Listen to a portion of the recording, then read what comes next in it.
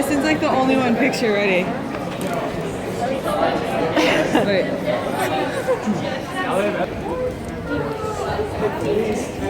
I have so many Snapchats.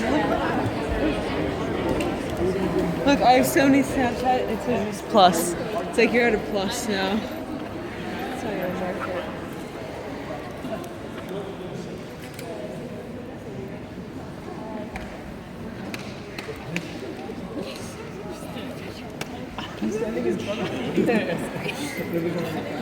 mark it.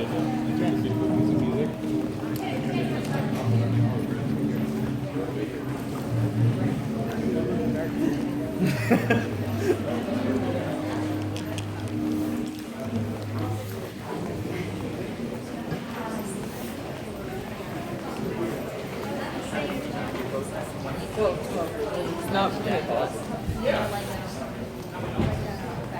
I could probably make mad tips while I'm here, and then have enough money to go on the expensive gift store and not go this year.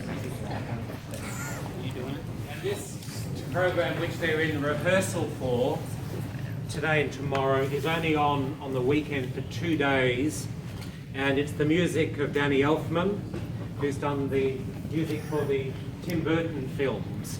So we're going to take a seat here in the concert hall, please. No photos on the inside. There's technical... No, come on.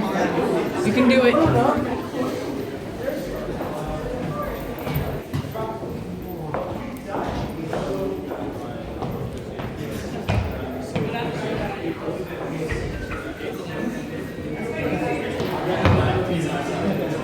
Oh, sorry.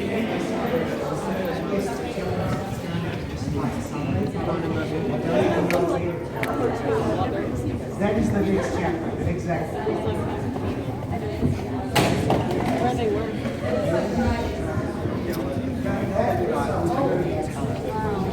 But there's if you work, assume. Like this.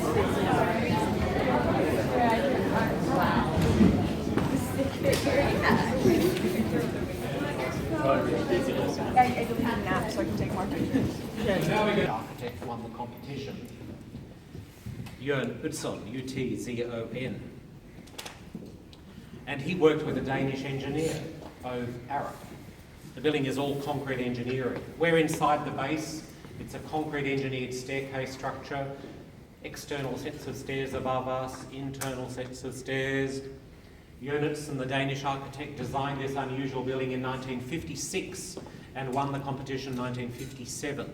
And after 2 years of planning, construction commenced 1959, blasting down into this rock peninsula, putting in foundation pylons. And the Opera House was built through the 1960s. And it's been operating as a multi-entertainment building ever since, through the 1970s, 80s, 90s, now into the 21st century. But it is now under renovations.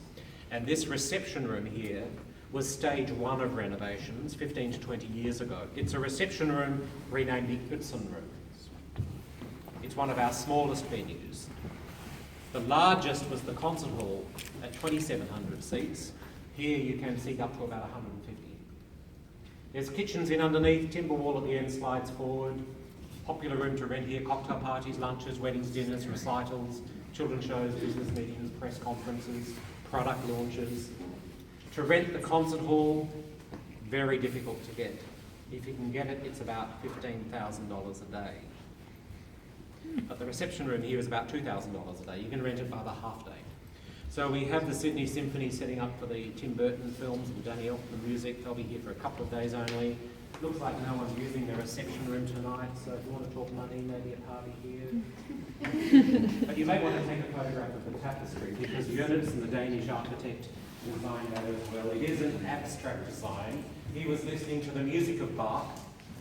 He designed it just using coloured paper, torn pieces of paper. It's all about expression and rhythm through music. It's scaled up, woven in wool. The wool gives the room the acoustic sound of buoyancy because of the amount of timber and concrete and glass in the room. Look at it just outside here on the landing. There's a photograph of the architect here. Just on the wall. Gosh, can't throw it. Bumping into me all the time. Just come through. Up.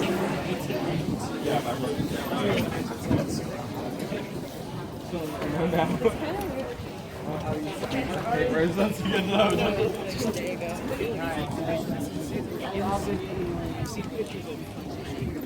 Yeah, like it doesn't feel.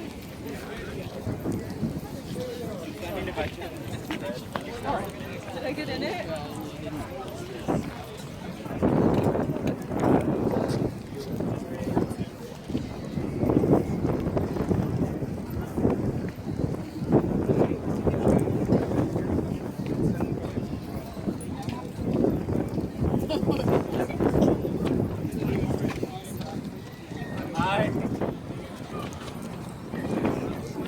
Oh, sorry.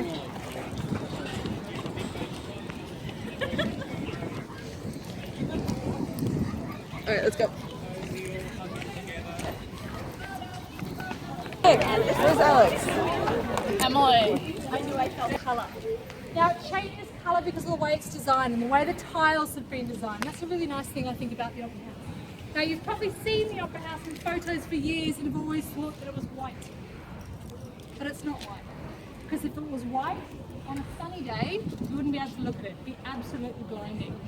So what Jörn did was he designed the tiles, which are just like a normal ceramic tile, in two different colours. You've got an off-white in a matte, and then you've got a white in a gloss or a glaze. And that combination of colours and tiles is the reason why it constantly changes colour. Now, he worked with a Swedish company, took about 3 years to design these tiles because he knew that they needed to be strong. They are outside, they get all of this wear and tear, but he also wanted them to look after themselves. Now, like a normal ceramic tile, they are baked in the normal fashion, but there's an extra layer of crushed stone that's been baked across the top of them. And that makes them strong. It also makes them self-cleaning. A lot of people wonder how we clean the Opera House. We got a good clean yesterday. All we need is a really good rain shower.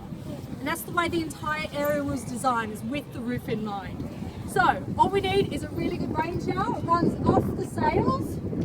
And then everywhere you walk around the Opera House, you'll notice that there's cracks in the granite.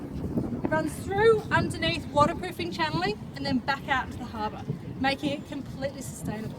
We have a water channel that runs right through the centre here. All of these granite panellings can actually be removed. We've had to do that recently and replace all the waterproofing underneath. But Jörn really thought about everything. Most buildings are designed with a 50-year lifespan. This was designed with a 250-year lifespan. So a lot of the design techniques have never been done before, or basically Opera House has gone on to become an engineering wonder of the world because of a lot of the techniques that were used. Stephen. Okay, we're going this way. I took a picture of the tile. And then it made this. What if you do like a mini video of your house? You're like, this is the cleavage of my house. Welcome. Yeah, that's cool.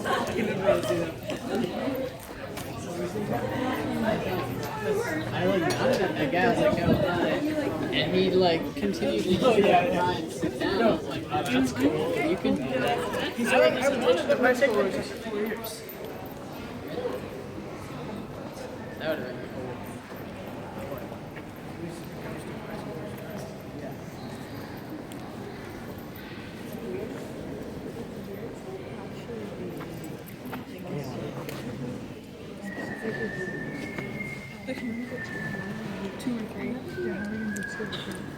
We just do right anyway. We had another chance to have